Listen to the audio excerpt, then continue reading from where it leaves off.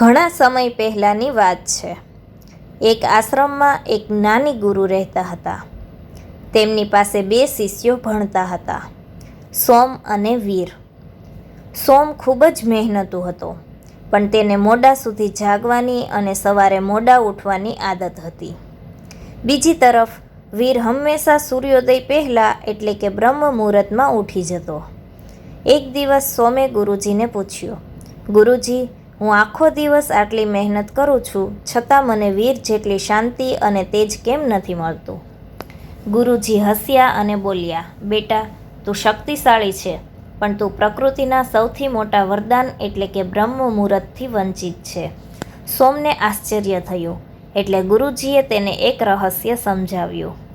બ્રહ્મ મુહૂર્તના 4 મોટા રહસ્યો. ગુરુજીએ શિષ્યોને આ મુજબ સમજણ આપી, જેમાંનું પેલું છે પ્રાણવાયુનું રહસ્ય. આ સમયે વાતાવરણમાં ઓક્સિજનનું પ્રમાણ સૌથી શુદ્ધ હોય છે. તેને શાસ્ત્રોમાં અમૃતવેળા કહેવામાં આવે છે. આ હવા શરીરમાં જવાથી આયુષ્ય વધે છે અને રોગો દૂર થાય છે. બીજું છે બ્રહ્માંડની ઉર્જા. બ્રહ્મ મુહૂર્તમાં બ્રહ્માંડની સકારાત્મક ઉર્જા પૃથ્વી પર સૌથી વધુ સક્રિય હોય છે. આ સમયે કરેલું ચિંતન કે ધ્યાન સીધું બ્રહ્માંડ સાથે જોડાય છે. ત્રીજું છે સરસ્વતીનો વાસ. એવું માનવામાં આવે છે કે આ સમયે બુદ્ધિની દેવી સરસ્વતી દરેક મનુષ્યની જીભ પર બિરાજમાન હોય છે. આ સમયે જે શીખવામાં આવે તે ક્યારેય ભૂલાતું નથી. ચોથું છે મનની શાંતિ. આ સમયે આખું વિશ્વ સૂતું હોય છે, જેના કારણે માનસિક ઘોંઘાટ ઓછો હોય છે. મન એકાગ્ર કરવું સૌથી સરળ હોય છે.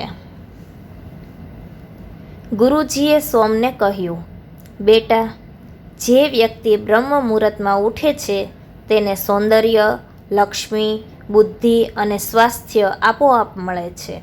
સોમે તે દિવસથી પોતાની આદત બદલી.